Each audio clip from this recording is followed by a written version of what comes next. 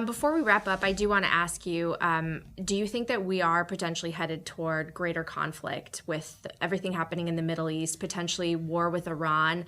I get very nervous when I watch certain media outlets, and it almost seems like some of our politicians and journalists are cheering for this.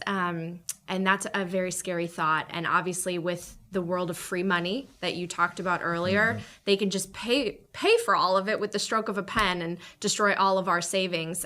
So how can we avoid a World War III situation? It's interesting. A very good analyst, somebody I trust on Wall Street, said, Doug, everybody here thinks this is just another minor conflict where the Israelis are just going to deal with these troublesome Arabs and it'll be over. Nobody here on Wall Street really understands what you're talking about. So I'm going to try and explain that right now, what I'm talking about. This is not just another Middle Eastern dust-up. This is not just about dealing with Arab armies that are large but demoralized and badly led. This is a new Middle East with new actors in it and new people. Israel is taken on effectively now the entire Islamic world. Now, the people that the Israelis have not worried about for a long, long time are the Egyptians, for instance. But even in Egypt, they are quietly mobilizing troops.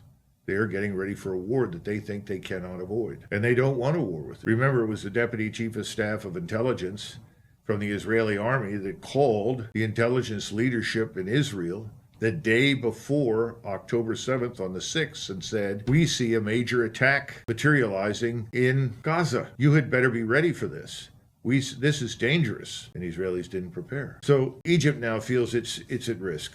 Jordan is on the verge of collapse. The population is enraged at the mass murder and expulsion campaign in Gaza of these people. I wrote an op-ed months ago, you may have read, where I talked about the Battle of Warsaw and the survivors from Warsaw that marched out under the German guns, singing the Polish national anthem, and the German officers watched them and said, this is a mistake and this is not over, and this was not the answer. They were smart enough to figure out, we did this to these people, it was not necessary, it was not the right answer. The Israelis haven't come to that conclusion yet. They don't understand that. And they're pressing down on the gas pedal, and they are redoubling down on disaster in Gaza and disaster in southern Lebanon. But those two theaters are not working well for them. It hasn't turned out the way they'd hoped.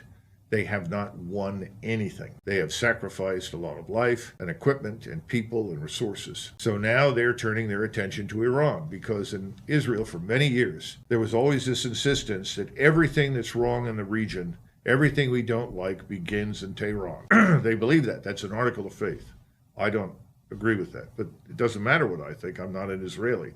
That's what the Israelis think. So the solution is, as they say, to kill the octopus, destroy the head of the octopus. In other words, the octopus head is in Tehran with the tentacles that spread across the region. So yes, there is going to be a major collision between Iran and Israel, and that collision will involve us. It will unavoidably involve us because we're already there. We're ready and prepared. And we seem to be equally anxious to destroy Iran. And when I say we, I'm talking about the United States government and armed forces, the people in Washington. I don't think most people in the United States are even remotely engaged. There has been no debate in the Senate because there is no debate. The debate is in the grip of the Israel lobby. They operate, the Senate and the House as far as our foreign policy is concerned in the Middle East. So we're headed down that track. And what is that going to produce? Well, we're going to take losses. And ultimately, the Russians have made it very clear that they will not tolerate the destruction of Iran. And they have done everything they can within the short time that's been available to them when this business started to give the Iranians what they need to defend themselves in terms of missiles and rockets and so forth. When I say defend, also to strike Israel as a matter of deterrence. They are still shipping in Su-35 aircraft, and Russians are training Iranian pilots, who are actually pretty good, how to operate the equipment. Now, yesterday, I think Mr. Netanyahu fired the current Minister of Defense. This was Mr. Gallant. And he was the one that said that, we are taking losses in southern Iraq, and things aren't going that well. But this is the most just war we've ever fought, in his mind. And now he's gone.